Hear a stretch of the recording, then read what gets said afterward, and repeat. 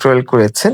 কিন্তু ক্যান্সারের ব্যাপারটা হলো যে উনারা যেটা করেছেন যে ক্যান্সার কিভাবে মিউটেশন হয়, জিন থেকে কোষ কিভাবে ওভার গ্রোথ হয়, এগুলো ব্যাখ্যা করে। কিন্তু ডক্টর উইলিয়াম লি যেটা বেশি করেছেন সেটা হচ্ছে যে এই যে ক্যান্সার, এই ক্যান্সারের প্রধান কারণ হলো যে বিশেষ করে পুরুষদের ৫০ বছর পার হলেই প্রস্টেট গ্ল্যান্ডের আশেপাশে ক্ষুদ্র, ক্ষুদ্র ক্যান্সার সেল তৈরি হয়, থাকে।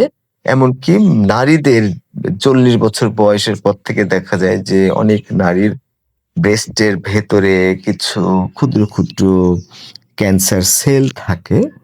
তো এই ক্যান্সার সেল খেতে পায় না, তারপরেও বেঁচে থাকে। অক্সিজেন পায় না, তারপরেও বেঁচে থাকে। কিন্তু সেটা কঠিন হয়ে যায়। বেশি একটা বাড়ে না, কোনরকম থাকে। কিন্তু সমস্যা হলো যে একটা সময়ে, বিশেষ সময়ে বারবার ক্যান্সার সেল সিগনাল দেয় ব্রেনকে যে খেতে পাচ্ছি না, কানেকশন নাই, মরে যাচ্ছি, তাড়াতাড়ি রাস্তা করে দাও, যে রাস্তাটাকে ক্যাপিলারি বলে। সেই ক্যাপিলারি দিয়ে খাবার যাবে, যে খাবারের মধ্যে ভিটামিন, মিনারেলস এবং অক্সিজেন যাবে, তখন তারা বেঁচে যাবে। কিন্তু ব্রেন অনেক সময় ভুল করে, বিশেষ করে এই যে ওষুধ খাওয়া, অনিয়মিত চলাফেরা, নানান ঘুমটুম, হাজারো কারণে ব্রেন ফগ হয়, ব্রেনের বুদ্ধি, বিবেচনা কমে যায়, অ্যাক্টিভিটি কমে যায়। তখন না ভুল বুঝে ফেলে যে ক্যান্সার সেল তো শত্রু, তাকে মেরে ফেলতে হবে। আর সেই ক্যান্সার সেলে যদি ক্যাপিলারি দিয়ে যুক্ত করা হয়, তার মানে পাইপ, যেটা আর্টারি, ভেইন বলে, ছোট, ছোট যেগুলো সেগুলোকে ক্যাপিলারি বলে। ক্যাপিলারি কিন্তু ১৯০০ কোটি, তার মানে প্রায় ২,০০০ কোটি এই ক্যাপিলারিস থাকে। ক্যাপিলারিস এমনিতেই হয় কি, বাচ্চা যখন পেটে থাকে তখন প্লাসেন্টা এইটা আদান-প্রদানের জন্য মায়ের সাথে কানেকশন থাকে। তখন ওই বাচ্চার সাথে এই ক্যাপিলারি তৈরি হয় মেয়েদের। আবার মেয়েদের যখন মেনস্ট্রুয়েশন হয় তখন কিন্তু ওইখানে ক্যাপিলারি তৈরি হয়। আরেকটা কারণে ক্যাপিলারি তৈরি হয় যখন, যেখানে আঘাত লেগেছে, ক্ষত হয়েছে, তখন হয় কি ওই আলাদাভাবে যে রক্ত চলাচল, খাবার যাবার কারণে ওই জায়গাটাতে পাইপ দেওয়া হয়। যে পাইপটা ক্যাপিলারি, ভেইন এবং এই যেটা ক্ষুদ্র, ক্ষুদ্র সেইটা সংযুক্ত করা থাকে। তো ২-৩ বার ৪ বার যখন এইটা সংযুক্ত হয়, আবার ঘা হয়, আবার ব্যথা পায়, তখন ওই জায়গাটা আর ক্যাপিলারি তৈরি হয় না। তখন ওই জায়গাটা মরে যায়। যখন মনির, এই মনির কিন্তু দাঁত দিয়ে সে তালু কামড়াতো। এই তালু কামড়াতে গিয়ে দেখা গেছে ২-৪ বার ক্যাপিলারি তৈরি হয়েছে, তালুটা ভালো হয়ে গেছে। কিন্তু পরবর্তী সময়ে বারে, বারে কামড় দেওয়ার কারণে নিজের তালু সে নিজেই কামড়ায়। ক্যাপিলারি আর তৈরি হয়নি, ওই জায়গাটা একটু অবশ হয়ে গেছে। ডেড সেলগুলো মারা গেছে, মাংসটা শক্ত কেমন যেন হয়ে গেছে। তো যখন আপনি গরুর গাড়ি দেখবেন, সেই গরুর গাড়ি দেখবেন যে এই যে পিঠের উপরে, ঘাড়ে ঘাতি পড়ে যায়। তার মানে জল বইতে, বইতে, লাঙ্গল বইতে, বইতে, তারপরে গরুর গাড়ি বইতে, বইতে কি হয়, জায়গাটা একেবারে থেতলে যায়, কেমন যেন শক্ত, শক্ত হয়ে যায়। এটার মানেই হচ্ছে যে ওই ক্যাপিলারির কানেকশনটা নষ্ট হয়ে যায়। তো ক্যান্সারের মূল সমস্যাটা হলো যে এই ক্যান্সার সেল যে আশেপাশে আছে তারা খেতে পায় না, গোঁজামিল দিয়ে কোনো রকম পার করতে পারে। অন্যান্য সেলে কিন্তু যদি রক্ত চলাচল না করে, রক্ত চলাচলের মানে হলো সেই রক্তের সাথে অক্সিজেন যাবে, হিমোগ্লোবিন সে অক্সিজেন বহন করবে এবং ভিটামিন, মিনারেলস পাবে। কিন্তু এই ক্যান্সার সেলের ক্ষেত্রে ওদের সুবিধা হলো আগাছা যেমন আশেপাশে বেড়ে যায়। আগাছা বাড়লে কি হয়, কোনো যত্ন করছে না কিন্তু আগাছা বেড়ে যাচ্ছে। ঠিক এখানেও কিন্তু আগাছার মতো ক্যান্সার সেল কোনো রকম থাকে, কিন্তু যখনই ওই ক্যাপিলারি সংযুক্ত হয় তখনই এক্সপোনেনশিয়াল গ্রোথ বলে, মানে অনেক দ্রুত গ্রোথ হয়। তার মানে আপনি তো এমনিতেই জঙ্গলগুলোকে খেতে দেন না, বড় হয়, কত কি করে।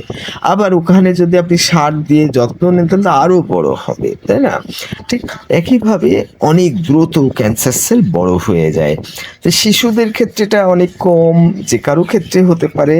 আমি আসলে ডিটেলস জানি না, কয় মাস আগে আমি শুনেছিলাম, আমি ওখানে যে থাকি না, ফলে আমার কাছে মনে হয়েছিল যে আমি থাকলেও তো আমার কথা বিশ্বাস করত না। তারপরে আমি চেষ্টা করতে পারতাম, বিশেষ করে লাইকোপিন খুবই দরকার। এই লাইকোপিনটা সবথেকে বেশি থাকে টমেটোতে। সেই টমেটো যদি রান্না করে খাওয়া হয় তাহলে আরো বেশি লাইকোপিন তৈরি হয়। হিটে লাইকোপিন নষ্ট না হয়ে আরো তৈরি হয়। সেজন্য টমেটো তো এমনিতেই খাওয়া দরকার, আবার টমেটোটা যদি রান্না করে খাওয়া হয় তাহলে লাইকোপিনটা আরো বেড়ে যায়। তখন এই ক্যান্সার যে ফিডিং, ক্যান্সার সেল যে খায়, এই খেতে বাধা দেয় হলো এই লাইকোপিন। তার মানে উইলিয়াম লি যে বিজ্ঞানী, তিনি মূলত চিকিৎসা বিজ্ঞানী, মেডিকেল সায়েন্স এক্সপার্ট, পাশাপাশি কিন্তু শুধু মেডিকেল সায়েন্সের এক্সপার্টই না, তাকে মেডিকেল সায়েন্সের খুবই গুরুত্বপূর্ণ ব্যক্তি ধরা হয়। সে সায়েন্টিস্ট, এই মেডিকেল সায়েন্সের সায়েন্টিস্ট। তিনি এই জিনিসটা নিয়ে অনেক চেষ্টা চালাচ্ছেন যে ক্যান্সার মূলত ওই ক্যাটাগরির অসুখ না।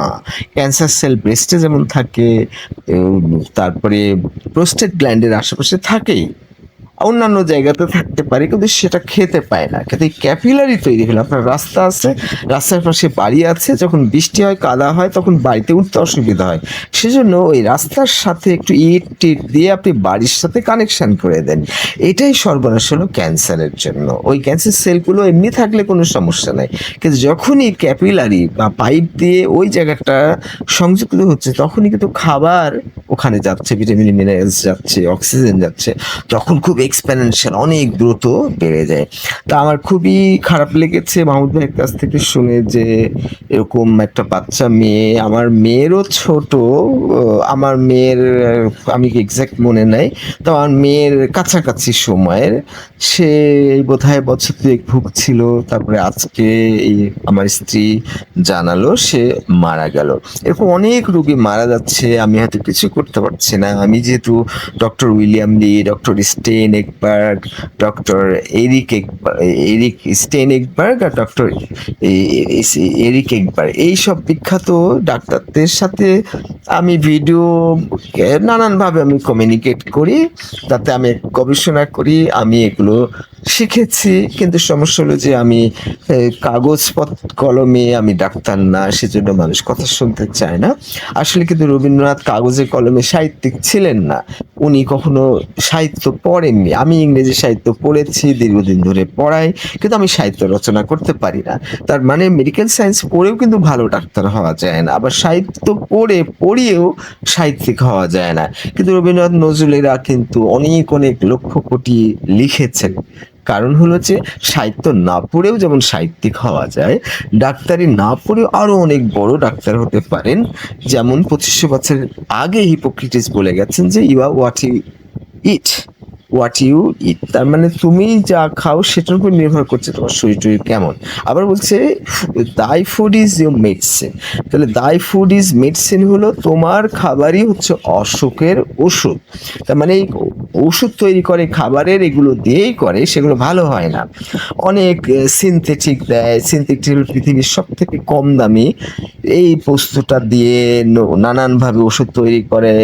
এটা ক্ষতি করে, অনেক ধরনের বিপজ্জনক, প্রতিটা অসুখের পিছনে একটা ওষুধ কারণ থাকে। কিন্তু এই যে ক্যান্সার হলে, যদিও এখন অনেক সম্ভাবনা বেড়ে যায় ক্যান্সার হলে ভালো হয়, এখন এর কি ক্যান্সার ছিল তা জানি না, কিভাবে কি হলো, খুবই ভয়ঙ্কর।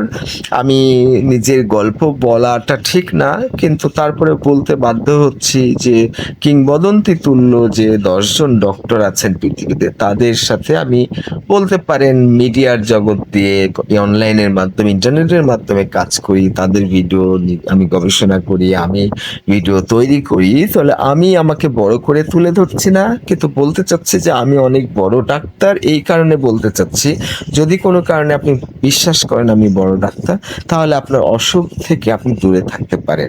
আমার নিজের ক্ষেত্রে যদি বলি, আমার ফিস্টুলা ভালো হয়েছে বিশেষ খাবারের প্রক্রিয়া দিয়ে। এটা পৃথিবীতে কারো ভালো হয়েছে কিনা জানি না। যদিও মতান্তর আছে যে সুযোগ পেলে ১৫ বছর পরেও আবার ফিস্টুলা রিটার্ন করতে পারে। আমার কয়েক বছর হলো আমি কখনো সমস্যায় পড়িনি। আমি বলি যে এটা ভালো হয়ে গেছে। তারপর ডায়াবেটিস রিমিশন হয়। তার মানে ভালো হয়, কিন্তু ভালো হওয়াটা সাময়িক, আবার কিন্তু এটা আবার নতুন করে হতে পারে। তো এই ডায়াবেটিস একটু সতর্ক থাকলে ডায়াবেটিস হওয়ার পরে আর হয় না। যেটাকে রিমিশন বলে। কিন্তু ডায়াবেটিস যার কখনো হয়নি সে যদি উল্টাপাল্টা চলে ১৫ বছর পরেও হতে পারে। ১০ বছর পর, ৫ বছর পরেও হতে পারে। কিন্তু ডায়াবেটিস থাকার পরে ভালো হওয়ার পরে যদি সুন্দরভাবে চলে তাহলে ডায়াবেটিস আর হবে না। কিন্তু যদি কিছুদিন উল্টাপাল্টা খাওয়া-দাওয়া, চিনি-টিনি অনিয়মিত এটা সেটা ব্যায়াম-ট্যায়াম না করে, ঘুম সমস্যা করে, তাহলে আবার রিটার্ন করতে পারে। তো এই ক্যান্সারের জন্য আমি বলব যে এটা একটা খুবই সহজ উপায়ে সম্ভব। একেবারে চিনি খাওয়া বন্ধ করে দিতে হবে। টমেটো জাতীয় খাবার বিশেষ করে রান্না করে খেতে হবে।